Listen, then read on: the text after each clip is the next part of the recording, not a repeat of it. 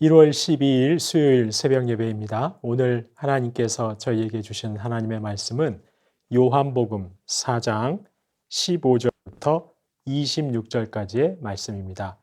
요한복음 4장 15절부터 26절까지의 말씀 제가 봉독해 드리겠습니다.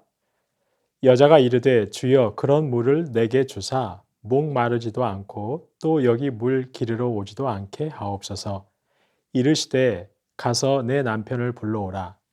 여자가 대답하여 이르되 나는 남편이 없나이다. 예수께서 이르시되 네가 남편이 없다 하는 말이 옳도다.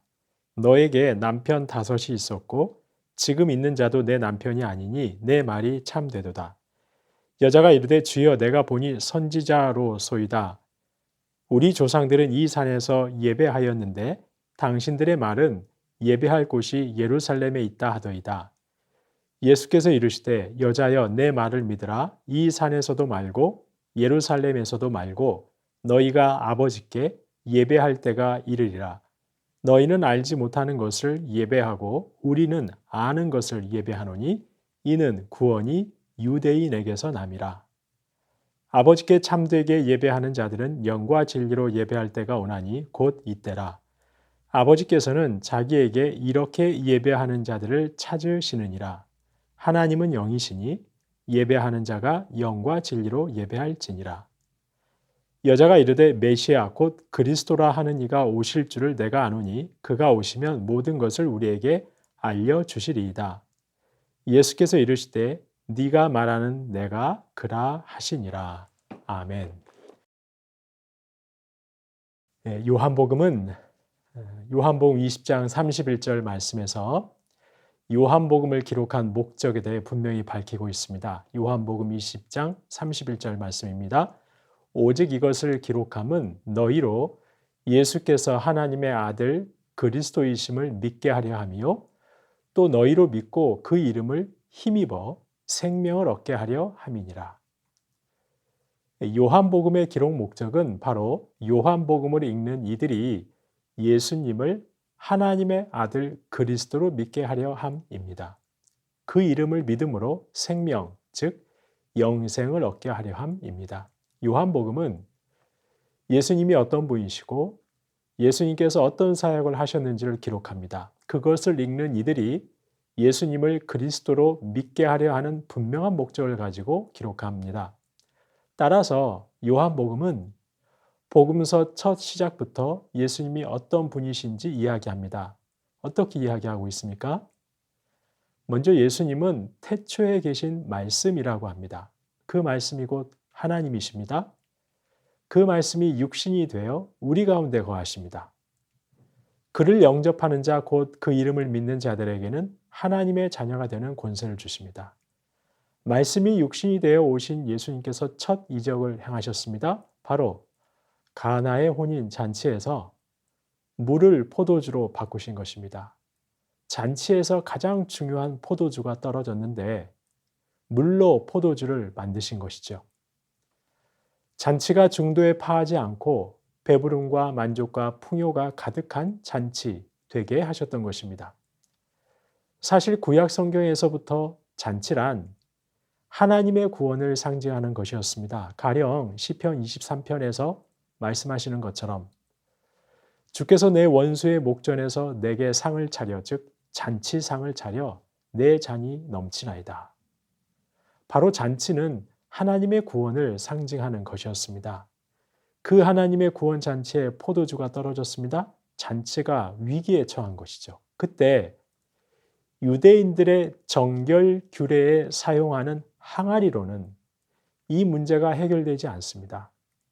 하지만 구원에 주로 오신 예수님께서 물을 포도주로 만드시면서 구원 잔치가 잔치되게 하셨던 것입니다. 바로 가나의 혼인잔치에서 물이 포도주 된 사건은 예수님께서 그 구원 잔치의 주가 되신다는 사실, 바로 메시아이심을 한껏 드러내 보여준 사건이었던 것이죠. 이어 요한복음 2장에 보시면 예수님께서는 성전에 들어가십니다. 그리고 유대인들을 향해 너희가 이 성전을 헐라, 내가 사흘 동안에 일으키리라 말씀하십니다. 유대인들은 성전을 통해 하나님께 나아갔습니다. 하지만 그 성전으로는 참된 구원도 잔치도 없습니다. 그래서 예수님께서 친히 참된 성전이 되셨습니다. 십자가 죽음과 사흘 만에 부활하시는 것을 통해 하나님께 나아가게 하는 참된 성전의 기능을 감당하실 것입니다. 그 사실을 성전에 들어가셔서 선포하신 것입니다. 이렇게 하나님의 구원 잔치의 주 되시고 참된 성전 되시는 예수님을 통해서만 하나님의 자녀 될 수 있습니다. 영접하는 자 곧 그 이름을 믿는 자들만이 구원받을 수 있습니다.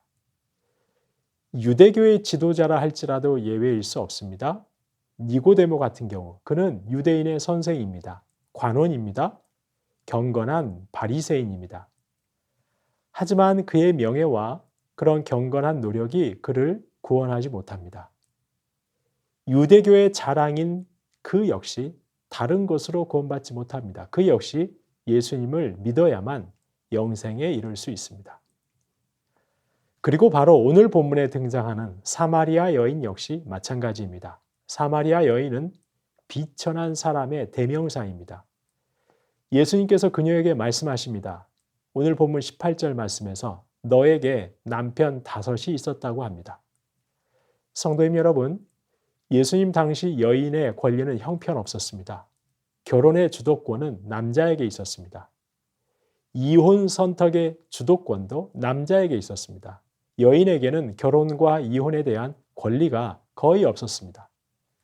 때문에 그녀에게 남편 5이 있었다는 것은 그녀가 5명의 남편에게 이혼당했다는 의미이기도 합니다. 5명의 남편에게 버림받았다는 의미이기도 합니다. 더구나 지금과 달리 예수님 당시에는 가장 비천한 사람이 누군가 하면 이혼당한 여인이었습니다. 그런데 이 여인은 5번이나 이혼당했습니다. 그리고 지금 살고 있는 남자도 여인의 남편이 아닙니다. 사실 당시 여자가 할 수 있는 경제활동은 거의 없었습니다. 그래서 결혼 전에 여자는 아버지가 여인의 경제를 책임져 주었습니다. 결혼한 여자는 남편이 여인의 경제를 책임져 주었습니다. 그렇게 볼 때 지금 함께 살고 있는 남자가 남편이 아니라면 이 여인이 경제 문제 때문에 부득이 함께 사는 남자라는 말이 되는 것이죠. 바로 사마리아 여인은 당시 가장 고통당하고 있던 사람, 가장 비천한 사람이었던 것입니다. 그 여인에게 예수님께서 찾아가십니다. 그리고 말씀하십니다. 오늘 본문 26절에서 보듯이 내가 곧 메시아라고, 내가 곧 그리스도라고 알려주십니다.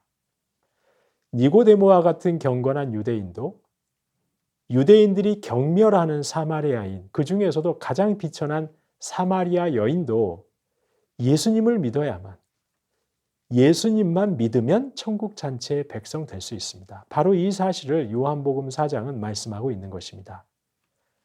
사마리아 여인이 물은 것처럼 예루살렘에서 드리는 예배, 그리심산에서 드리는 예배, 어디에서 어느 장소에서 예배 드리느냐가 중요한 것이 아닙니다. 오직 영과 진리로 드리는 예배, 여기서 말하는 영은 영이신 하나님을 말하는 것이죠. 진리는 진리이신 예수님을 말하는 것입니다. 그래서 영과 진리로 예배 드린다는 것은 오직 영이신 하나님 한 분께만 초점을 맞추고 진리이신 예수님 안에서 드리는 예배만이 하나님이 받으시는 예배라는 것입니다. 예루살렘이냐 사마리아냐가 중요한 것이 아닙니다. 메시아로 오신 예수님을 믿고 예수님을 믿는 그 믿음 안에서 드리는 예배, 진리로 드리는 예배만이 온전한 예배라는 것입니다. 오직 예수님을 믿어야만 천국잔치에 참여할 수 있습니다. 그 예수님 안에서 예배 드려야만 온전한 예배를 올려드릴 수 있다는 것입니다. 사도행전 4장 12절 말씀합니다. 다른 이로서는 구원을 받을 수 없나니 천하 사람 중에 구원을 받을 만한 다른 이름을 우리에게 주신 일이 없음이라 하였더라. 성도님 여러분, 아무리 시대가 변하고 삶의 질이 아무리 좋아져도 4차 혁명이 어떻고 우주 개발이 어떻고 해도 결코 변하지 않는 진리, 바로 예수님 외에 다른 이로서는 구원을 얻을 수 없다는 사실입니다. 예수님 외에 아무도 인생의 가람을 해결할 수 없습니다. 예수님 외에는 아무도 영혼의 빈자리를 채울 수가 없는 것이죠. 참된 구원은 오직 예수님으로만 가능합니다. 인생의 참된 만족과 기쁨과 행복은 오직 예수님을 믿음으로만 가능한 것입니다. 그런데 성도님 여러분, 참으로 감사한 것은 바로 사마리아 여인에게 찾아오셨던 그 주님께서 저희에게 찾아와 주셨다는 것입니다. 그리고 이제 저희는 참 진리이신 예수님을 믿고 그분 안에서 예배 드릴 수 있게 되었습니다. 이 얼마나 감사하고 감사한 일인지 모르죠. 그런데 저희가 악한 세상에 몸담고 살다 보니 이 놀랍고 복된 사실을 종종 잊게 되는 것이죠. 때로는 허무한 것을 따라 살아가는 세상 사람들을 부러워하고 그들 삶의 방식을 흠모하는 때가 있다는 것입니다. 인생의 가람을 도무지 해결할 수 없는 부질없는 세상 것에 또다시 마음을 빼앗길 때가 있다는 것입니다. 하지만 성도님 여러분, 저희가 그럴 수 없는 것이죠. 참 만족과 행복을 줄 수 없는 허무한 것에 마음 빼앗길 수는 없는 것입니다. 오직 참된 구원의 주시요 영혼의 목마름을 해결해 주실 수 있는 유일한 분이신 예수 그리스도, 바로 주님만을 온전히 바라보아야 하는 것입니다.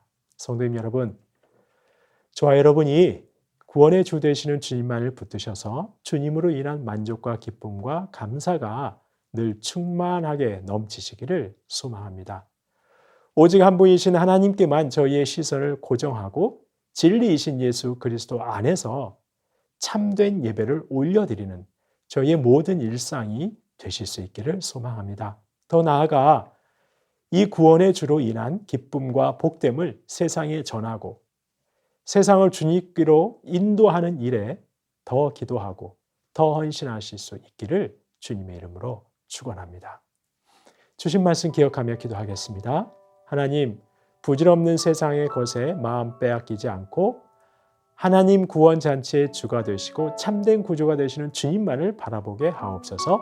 주님으로 인한 만족과 기쁨과 감사가 넘치게 하옵소서. 구원의 주 되시는 주님으로 인한 기쁨과 복됨을 세상에 전하는 일에도 더 기도하고 더 헌신하게 하옵소서. 주신 말씀 기억하며 기도하겠습니다.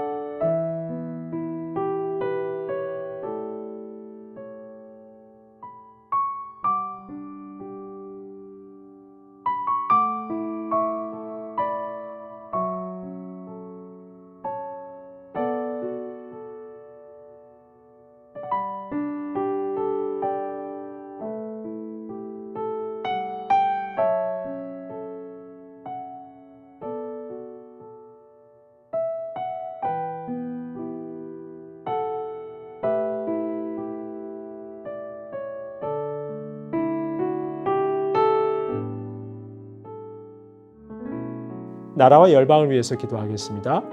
위정자들과 공직자들이 하나님을 두려워하게 하옵소서. 자기 배를 채우려 하지 않고 하나님의 사랑과 공의에 맞는 정책들을 마련하고 시행하게 하옵소서. 코로나와 폭력과 억압에 신음하는 북한과 열방에 평강의 하나님 역사하여 주옵소서. 세우신 교회들을 통해 북한이 변하고 열방이 하나님께로 돌아오는 역사가 있게 하옵소서. 나라와 열방을 위해서 기도하겠습니다.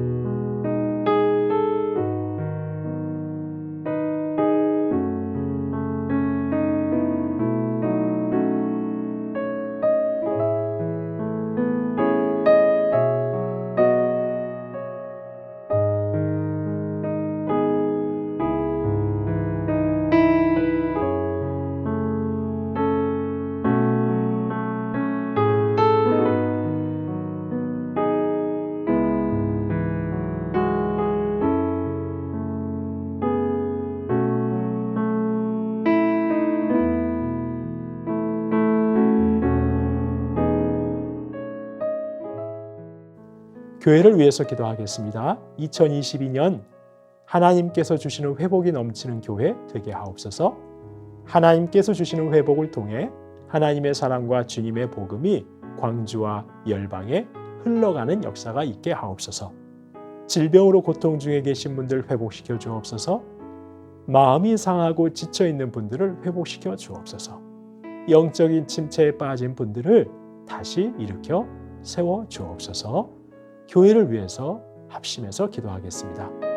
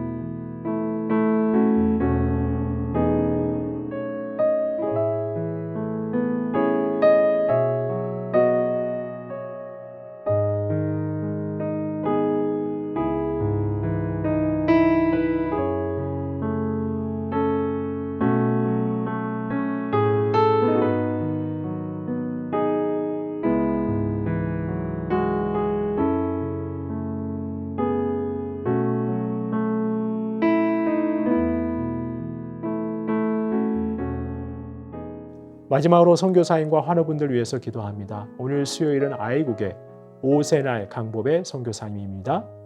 오미크론 확산으로 거리 두기가 실시된 가운데 모두의 건강과 안전을 지켜주옵소서. 비대면 예배를 드리고 있는 센터와 6개 지역 공동체의 영적 성숙과 어린이 사역에도 하나님 기뻐하시는 열매 맺게 하옵소서.